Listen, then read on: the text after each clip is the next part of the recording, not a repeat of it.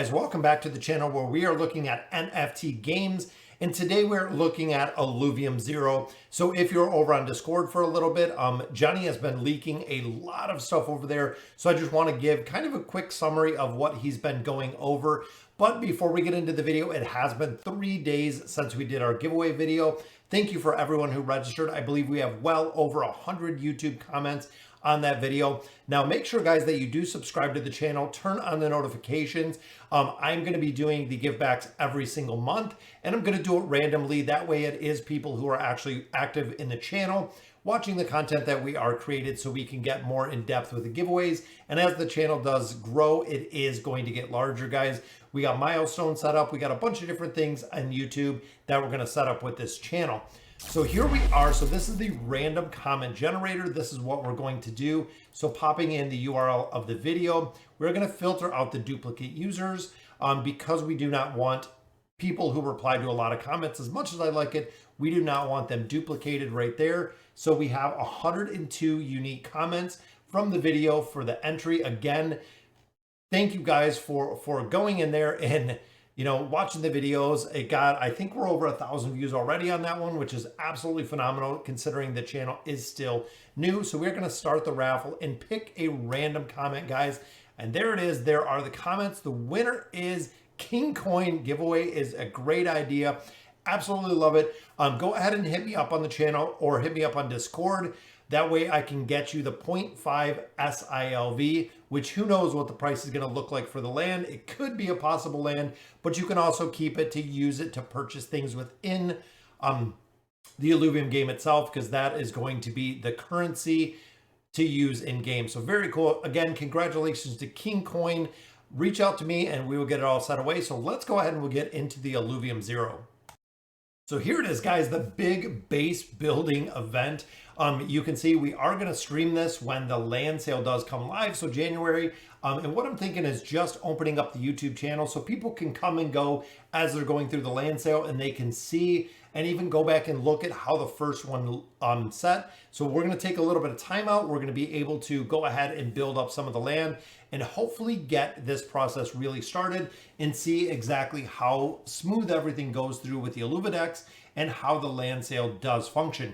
Now, a couple of things that I wanted to point out. If you've seen some of the screens that Johnny had shared within Discord, there is land that is minted. You can see the little dots on there, the little nodes that are the actual nodes that are within the land, and it's because it's already minted. Just like we're going to talk about here in a minute, guys. This is kind of how the buildings look through. There's an older video, which I'll try to link right in the top right, that shows this really broken down. This is the tech side of it. I'm not going to go into it because we've done it already in another visual. So this is what they were talking about. So we're going to break it down again. ILVZ or 0 is going to have research. So if your research fails, you're going to learn a fact about the Illuvium. The Illuvium is going to be based on an affinity. So the more facts that you get, the chances are you'll research that Illuvium or that affinity scanning, you will succeed. So it gets to a point where if you do fail research, it is going to succeed at some point, which is good. Now, the other side of it is the kind of the back side of it. You start learning new things when you scan, and research is the opposite. So research is the opposite of the facts. So research is, it starts out harder, but as you build the expertise. So think of it as, if there are 6 facts to make up a research, the more facts you acquire, the more likely the research is going to be completed, meaning that you're going to get something new out of that research. Now, some of the things to note: a scanner will work better if not near other buildings. So the more area that a scanner has, the better the functionality is going to be. So they said due to this, and because the lands are not linked, putting the scanner in the very corner of your land is going to be optimal because it's going to be away from anything else that you are building. Most buildings work better if they are near power generators. So buildings are going to have an efficiency rating. And again, this was based on what Johnny was saying over on Discord. They will have an efficiency level that is going to be displayed on the buildings. So some buildings do work better if they're clustered around power generators. if they're put together with other buildings, similar buildings, they will have more efficiency, where if they were further away, they will actually have less efficiency. And some of the buildings do not have the efficiency when they're put together. So once we get into this base building aspect of the game, it's going to be interesting.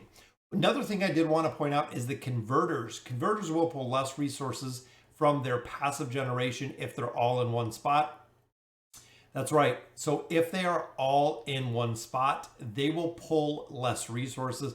So converters spaced out a little bit. Again, there is going to be efficiency ratings per the buildings that you got on there. So when you're starting to build buildings, when you're dropping them, you're going to have to really pay close attention to how they are being built.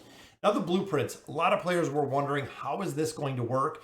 So Johnny broke it down exactly like this, which was awesome to see. So you build your materials lab and your singularity scanner.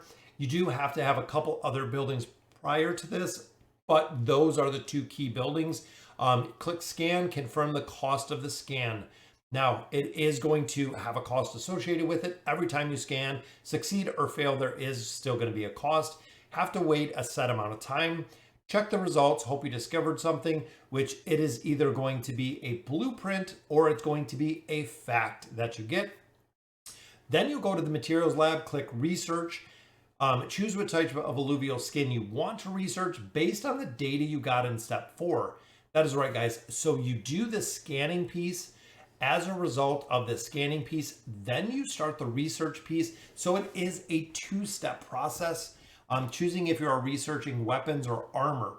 Now, this is something that I didn't know, is when it comes to these skins, it is weapons and armor that is going to be skins itself, which is created from the blueprints, which we're going to go in a little bit more detail in a minute.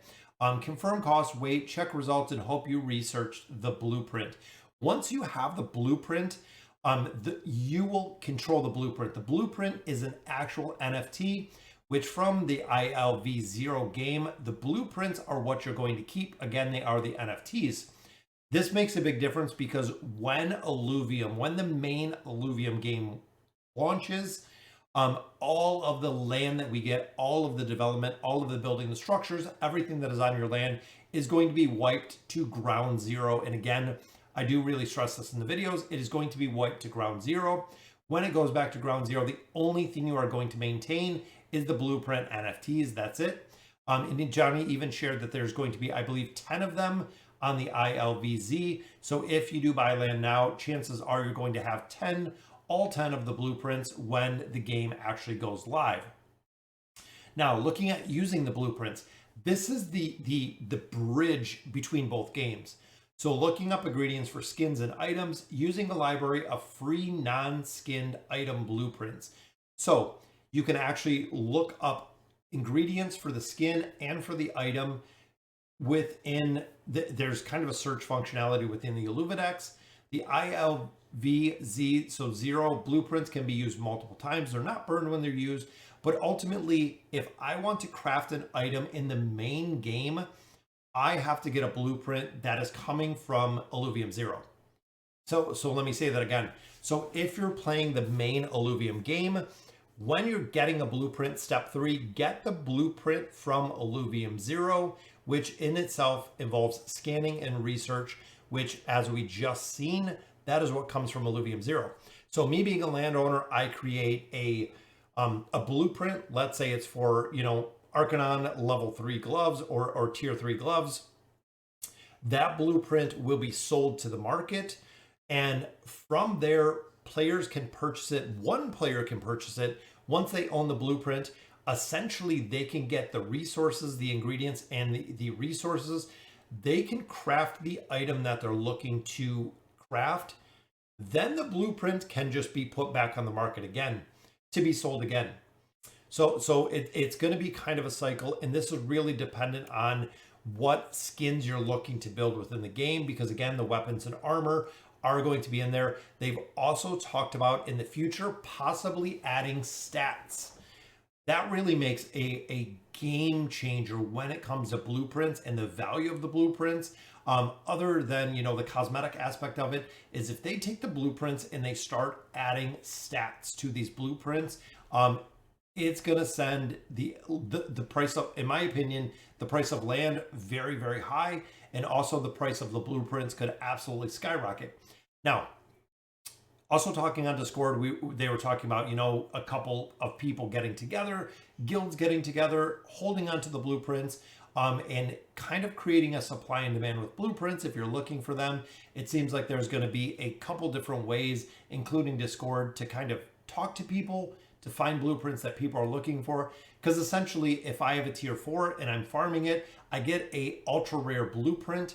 Chances are, if I lended that blueprint to someone, they can mint the item, they can give the blueprint back to me, but that takes a lot of trust.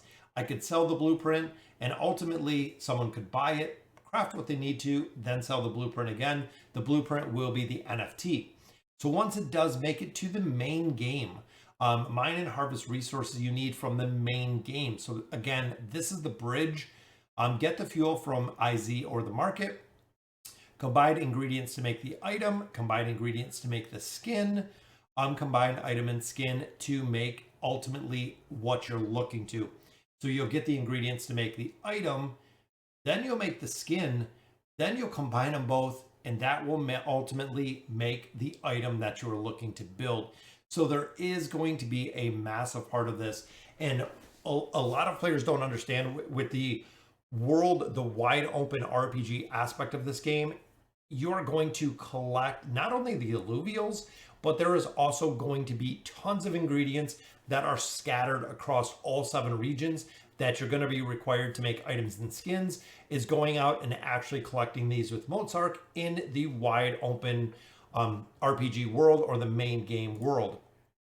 Now, some of the breakdowns that we kind of talked about with the land, so the ILV0 land, land is 100% randomly generated. Like I said, from the pictures that they showed earlier, that you could see where the mines were at. You could actually see where the nodes were at. That was because the land was already minted. It's tested. They want to make sure it worked. That land is not specifically for sale, but they had to make sure that it worked. When your land is minted, it is when it is actually created. So when the computer program actually mints the land is when your resources are created. So 2 things we do know: 1, which zone the land will be located in, one of the 7 zones that we do have. And then, you know, number 2, what tier the land is going to be in. So making sure you know what zone you're looking for, and making sure you know what tier you're looking for. That way, when the land sale does come live, you know exactly what you're looking for. Now, they are going to have the unknown resources and fuel like we had talked about before. All of these will be randomly generated when it is minted. So you will not know anything other than the zone and tier prior to it being minted. Land will be visible to all. There is going to be no shielding. So what this means is, if I have a tier 4 land and my buddy next door or anyone within anywhere in the ILVZ can go on my land and just look at my land, they can see my setup, they can see my build, they can see everything that I want. There is not going to be anything as of right now to prevent other players from looking at your land and seeing exactly what you're doing. So if you have a really good, strong setup, which I'm sure a lot of us are going to have, and I'm going to share a lot of it on the YouTube channel that you're watching right now, but we'll figure out what layouts really do work the best to get the highest efficiency within the buildings. And that is it. Buildings will have the efficiency rating depending on the setup. Again, we've talked about this before. Depending on how close, how far away, where they're located, things of that nature, the buildings will have that efficiency rating within them. Now, the time is roughly 30 to 60 minutes per land per day. Now, that makes a really big difference, because if you're going for, let's say, 1 tier 3, or if you're looking to do 5 tier 1s, make sure you take that time aspect into the land itself, because it is going to be quite a bit. Now, from looking at the initial pictures, you could see there are items already on the land. There are non-blocking decorations, the trees, the rocks, everything we've seen in the picture.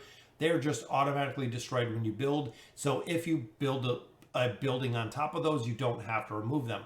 However, there are built-in obstacles which are larger and need to be cleared at the time at the cost of time, they do give you resources.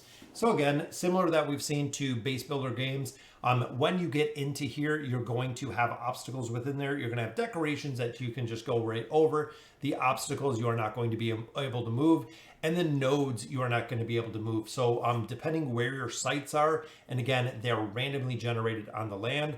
Landmark is going to be dead center in the middle. So if you have a tier 3, 4, 5, the landmark is going to be placed dead center in the middle of your land. Everything else is going to be RNG when it comes to the land and when it comes to the setup of where they are going to be. Obstacles cleared, the rest of it you're just going to be able to build right over. All right, guys, so again, that will do it for the video for today. Congratulations to King Coin for winning our first drawing, guys. Again, we're going to be doing this every month, and I'm going to be doing it random. I don't want to do it at a set time because then players will start looking for those specific videos, and I want to do it more to the players that are actually playing ILV 0 and also Illuvium, the main game. I'm going to be covering this, Splinterlands, Guild of Guardians, a couple other games as NFT Gaming does get bigger. So again, make sure you subscribe to the channel, turn on the notifications so you can make sure that you stay in all of those drawings. And as always, thank you guys for watching.